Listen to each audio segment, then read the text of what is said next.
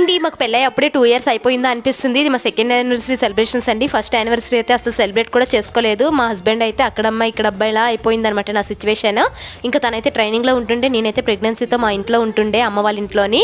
ఇంకా ఆ టైంలో మనం ఏం సెలబ్రేట్ చేసుకుంటాం చెప్పండి. ముందు రోజు హాస్పిటల్‌కి వెళ్ళొచ్చాక డాక్టర్స్ రకరకాలుగా డెలివరీ టైంలో సిచ్యువేషన్స్ చెప్తూ ఉంటే ఇంక మనకి ఏం సెలబ్రేట్ చేసుకోబుద్ది కాదు కదా. ఇంకా హస్బెండ్స్ ఎవరైనా పక్కన ఉంటే కదండీ ఇంకా ఏదైనా సెలబ్రేట్ చేసుకునేది. ఇయర్ ఎలా అవుతుందా ఏంటా అనుకున్నాము. మొత్తానికైతే బాగానే జరిగిందనమాట. ఇది కూడా అనుకోకుండా జరిగిందండి. ఆ టైంలో మా హస్బెండ్‌కి లీవ్ కూడా లేదనమాట. ఎట్లాంటి పరిస్థితి అనుకోండి. అంతలోనే మా మరిది గారు అయితే కేక్ పట్టుకొని వచ్చి సర్ప్రైజ్ చేశారనమాట. ఇంకా మేము ఈవినింగ్ టైం ఏదో టైం దొరికితే బయటకి వెళ్దాం అనుకున్నాము. మొత్తానికైతే తనే ఇంట్లోని మంచిగా డెకరేట్ చేసి ఇలా సెలబ్రేట్ అయితే చేశారు. మేమైతే ఫుల్ హ్యాపీ అయిపోయామనమాట. అనుకోకుండా ఇలాంటి సెలబ్రేషన్స్ జరుగుతుంటే ఫుల్ హ్యాపీ అనిపిస్తుంది కదా. ఈ శారీ వచ్చేసి 3400 పడిందండి.